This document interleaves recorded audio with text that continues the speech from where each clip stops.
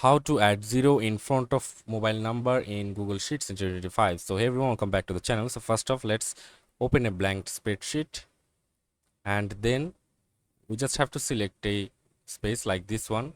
Let's say we will add a phone number on this box, and let's say this is the phone number, and after typing the phone number, as you can see, the 0 is automatically gone.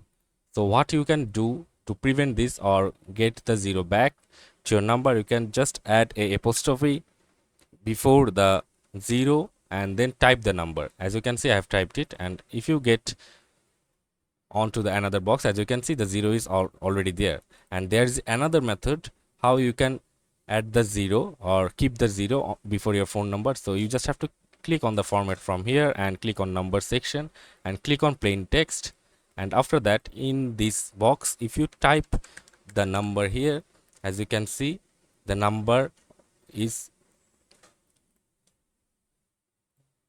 as right as I have typed. The 0 is already there.